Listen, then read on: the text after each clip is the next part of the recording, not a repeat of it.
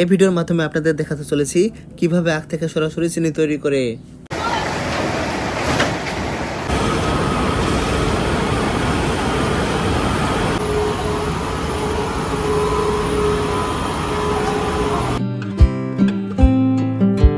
জিল Bangla sugar mills limited বাংলাদেশের অন্যতম প্রাচীন এবং ঐতিহ্যবাহী একটি চিনি শিল্প প্রতিষ্ঠান।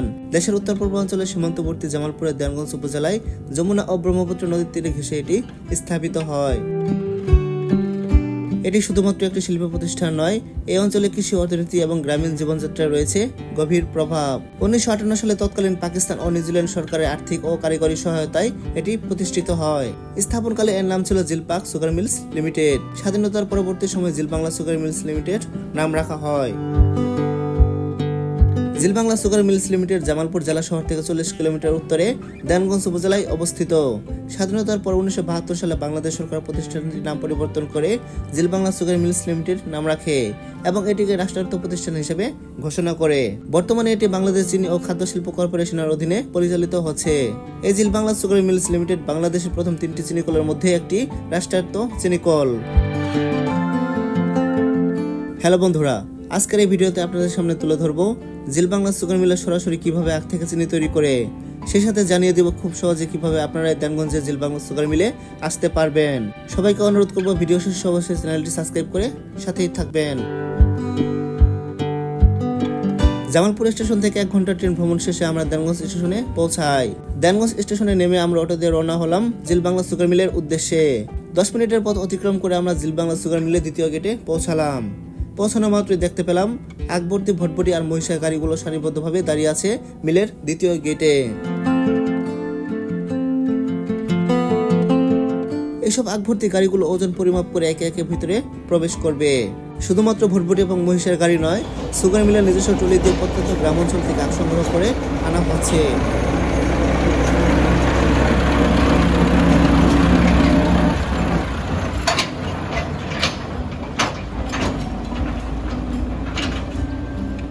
তো বন্ধুরা দেখুন, এখানে অসংখ্য মহিষের গাড়ি কিন্তু রেখে দেওয়া হয়েছে আখ ভর্তি। এই মহিষের গাড়িগুলো কিছুক্ষণ পরে জিল বাংলা সুগার মিলসের ভিতরে প্রবেশ করবে। প্রবেশ করার পরে তারপর ওজন মাপার পর তারা মারাই করবেন। তো এখানে বসে রয়েছে আমার পাশে অনেকজন মুরব্বি চাচা। তো চাচা, আপনারা এই আখগুলো কোন জায়গা থেকে নিয়ে আসেন? আমরা নিয়েছি গ্রামেরই থেকে। তো কিভাবে নিয়ে আসেন একটু বলেন তো আমাদের। আমাদের 1000 টাকা ভাড়া। প্রতি 1000 টাকা করে আপনাদের দেয়? আমাদের দেয়। এখানে কয় মন আখ হবে এক গাড়ির ভিতর? এটা 1 মন, এক গাড়ির ভিতর 40 মন, 40 মন 42 মন করে যায়।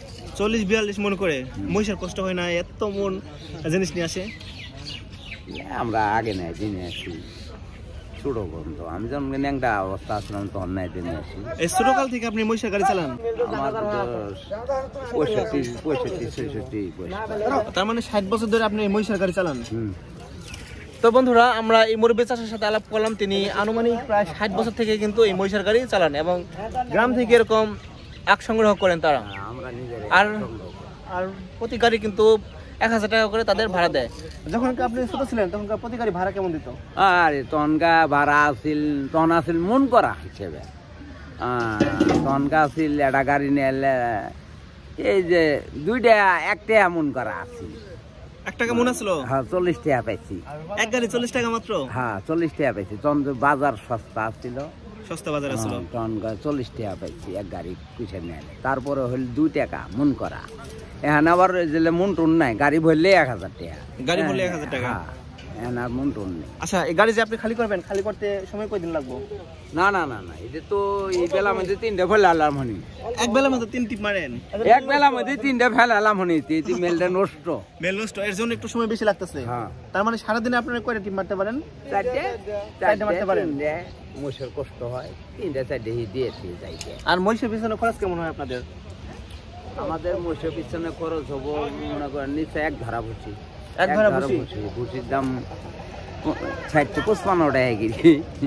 আচ্ছা, মনে করেন যে এখনকার আপনার সিজন শেষ হয়ে গেল 2 মাস পরে, তো ওই ক্ষেত্রে মহিষের গাড়ি দিয়ে কি কি টিপ মারবেন আপনারা? আমরা ওই যে ধানের টিপ মারি, ভুট্টা টিপ মারি, ভুট্টা আছে, পাড়া আছে, এইগুলো মারি। এগুলো মারেন? তখন কি একই ভাড়া পান নাকি কম বেশি? না, হলো কম বেশি। কম বেশি দেয় ভাড়া? 500 টাকা কেজি, 600 টাকা, 500 টাকা। তো এটা হচ্ছে জিল বাংলা সুগার মিলের প্রবেশ গেট।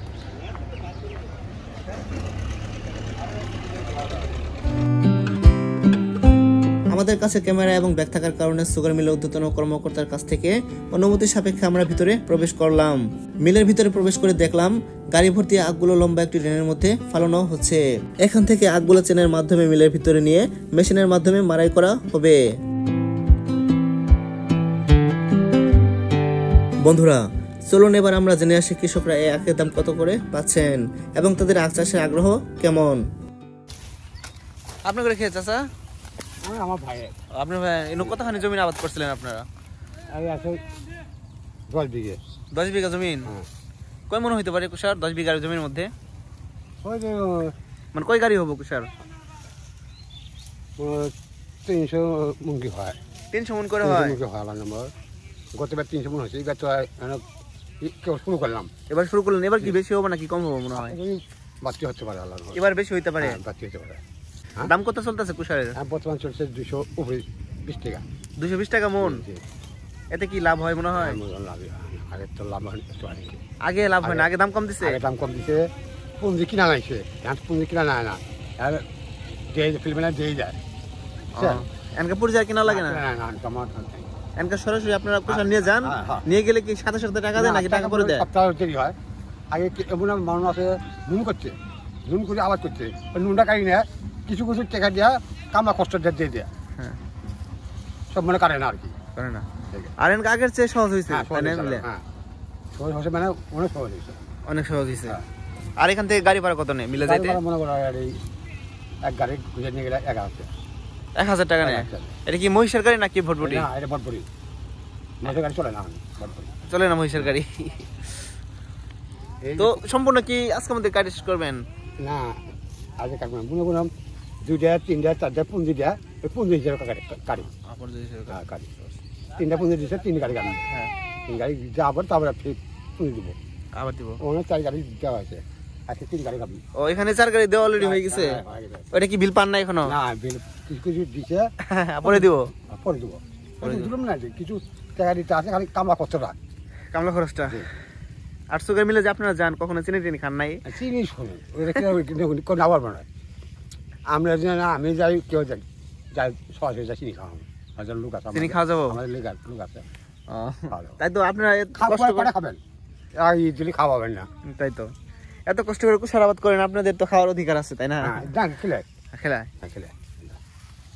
এবার দেনগঞ্জে তো অনেক আখ চাষ হয়েছে। এবার আগে মনে করো কুষা তো আসে না, কুষাবাদ করছে মনে করো 3 বছর 4 বছর কুষাবাদ করছে, ওই আমার ভাই। আর জনকা বন্যা হয়? মেলা কুষা হয়েছে, বহুত কুষা হয়েছে, অনেক হয়েছে। হ্যাঁ। আর বন্যার সময় কোনো সমস্যা হয় না? মরে যায় না? আখগুলো ভালো করে মাড়াই করে আখের রসগুলো পাইপের মাধ্যমে প্রথম ধাপে গরম হতে থাকে। গরম হওয়ার পর এই রসগুলো ফিল্টার মেশিনে গিয়ে ময়লা পরিষ্কার করা হয়। বন্ধুরা দেখুন, এইগুলো হচ্ছে আখ থেকে বাছাইকৃত ময়লা। এই ময়লাগুলো জৈব সার হিসেবে কৃষি জমিতে ব্যবহৃত হয়ে থাকে। স্থানীয় অনেকে আবার এই ময়লা কিনে নিয়ে রোদে শুকিয়ে রান্নার কাজে ব্যবহার করে থাকেন। রসের ময়লা পরিষ্কার হওয়ার পর বড় ট্যাঙ্কির ভিতরে ভালোভাবে জাল হতে থাকে। এরপর পর্যায়ক্রমে চলতে থাকে চিনি তৈরির প্রক্রিয়াকরণ। চিনি তৈরির চূড়ান্ত পর্যায়ে পৌঁছানোর আগেই রাসায়নবিদ দ্বারা কয়েক ধাপে পরীক্ষা সম্পন্ন করা হয়।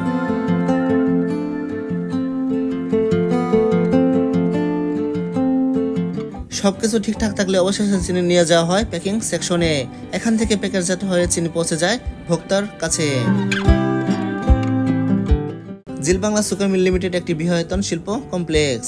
এর অবকাঠামোর মধ্যে রয়েছে চিনি কারখানা, বাণিজ্যিক খামার, জৈব সার কারখানা এবং অফিস ও আবাসন ভবন। এই মিলটির আখমারি ক্ষমতা দৈনিক প্রায় 1016 মেট্রিক টন এবং বার্ষিক চিনির উৎপাদন 10,150 মেট্রিক টন। এটি প্রতিষ্ঠার পর থেকে এখন পর্যন্ত প্রায় 66 মৌসুম আখমারাই কার্যক্রম সম্পন্ন হয়েছে।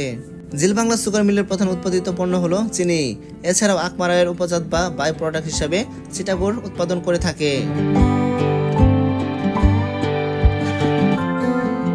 জিল বাংলা সুগার মিল লিমিটেডের উৎপাদিত চিনি হোলসেল ও ডিলারের মাধ্যমে সামরিক ও অন্যান্য খাতে মাসিক কোটা ভিত্তিক এবং আধা কেজি, 1 কেজি ও 2 কেজির প্যাকেট খোলা বাজারে বিক্রি করা হয়ে থাকে। আখচাষী এবং শ্রমিক কর্মচারীদের রেশন হিসাবে চিনি সরবরাহ করা হয়। আখ আগের তুলনায় কৃষকরা আখের দাম বেশি পাওয়ার কারণে হাজার হাজার কৃষকরা আখ চাষে উৎসাহিত হচ্ছে। বর্তমানে আখের একমাত্র ক্রেতা হিসেবে জিল বাংলা সুগার মিল লিমিটেড কাজ করে, যা গ্রামীণ অর্থনীতিতে সরাসরি অর্থ সরবরাহ করে থাকে। দীর্ঘ এবং ঐতিহ্যবাহী ইতিহাস থাকা সত্ত্বেও জিল বাংলা সুগার মিল লিমিটেড বর্তমানে বেশ কিছু গুরুতর সমস্যায় সম্মুখীন হতে হয়েছে। কারখানাটি বছরের পর বছর লোকসান গুনছে। অনেক মৌসুমে লাভ হলেও বেশিরভাগ মৌসুমে লোকসান হয়েছে। প্রতি কেজি চিনি উৎপাদন খরচ 140 টাকার কাছাকাছি হল, বিক্রয় মূল্য 64 থেকে 74 টাকা, যা বিশাল পার্থক্যের কারণে এই লোকসান হয়। এই ঘাটতি সরকার ভর্তুকি হিসাবে বহন করে থাকে। চিনি কলটি বিভিন্ন ব্যাংক থেকে শত শত কোটি টাকা ঋণ নিয়েছে, যার অর্ধেকে বেশি ব্যাংক সুদ। সাম্প্রতিক তথ্য অনুযায়ী ঋণের পরিমাণ 656 কোটি টাকা। প্রতি বছর মিলে মারাই ক্ষমতা অনুযায়ী পর্যাপ্ত আখ পাওয়া যায় না। আখ চাষে কৃষকদের অনীহা এবং উৎপাদন খরচের তুলনায় লাভ কম হওয়ায় কাঁচামাল সংকট দেখা দেয়। এর ফলে সময়ের আগে বন্ধ করে দিতে হয় এই সুগার মিল।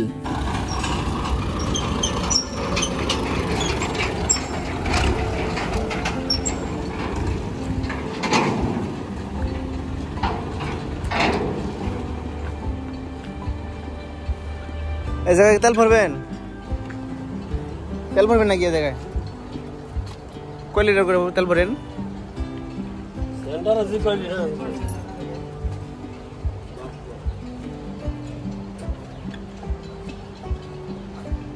এটা সিস্টেম।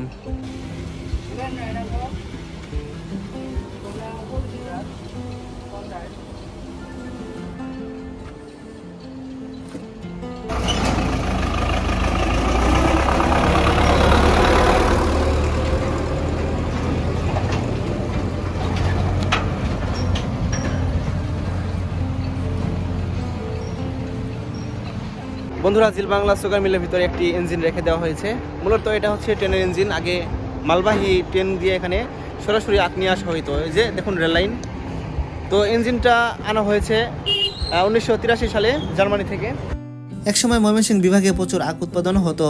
সড়ক পথের পাশাপাশি রেলপথেও এসব আখ সুগার মিলে নিয়ে আসা হতো ট্রেনের মাধ্যমে। দেখুন বন্ধুরা, এই রেল ইঞ্জিনটি একসময় দেনগঞ্জ স্টেশন থেকে আখ ভর্তি রেলের বগিগুলো টেনে নিয়ে আসতো এই সুগার মিলে। আখের উৎপাদন কমে যাওয়ায় 2011 সালে রেলপথে আখ পরিবহন বন্ধ হয়ে যায়। তখন থেকে এই রেল ইঞ্জিনটি অলসভাবে পড়ে আছে। মিলের যন্ত্রপাতি দীর্ঘদিনের পুরাতন হওয়ার কারণে উৎপাদন ক্ষমতা ও দক্ষতা হ্রাস পেয়েছে এবং চীনের আহরণ হার অনেকটা কমে গিয়েছে। জিল বাংলা সুগার মিল লিমিটেড বাংলাদেশের একটি গুরুত্বপূর্ণ রাষ্ট্রায়ত্ত শিল্প প্রতিষ্ঠান, যা এই অঞ্চলের অর্থনীতির মেরুদণ্ড হিসাবে কাজ করে আসছে। যদিও বর্তমানে এটি বিশাল ঋণ এবং লোকসানে বোঝায় জর্জরিত, তবুও ঐতিহ্য এবং স্থানীয় অর্থনীতির গুরুত্ব অনস্বীকার্য। সঠিক সরকারি পৃষ্ঠপোষকতা ও আধুনিকীকরণ, দক্ষ ব্যবস্থাপনার মাধ্যমে মিলটি তার পুরনো গৌরব ফিরে পেয়ে দেশের চিনি ও শিল্পে গুরুত্বপূর্ণ ভূমিকা রাখতে সক্ষম হবে।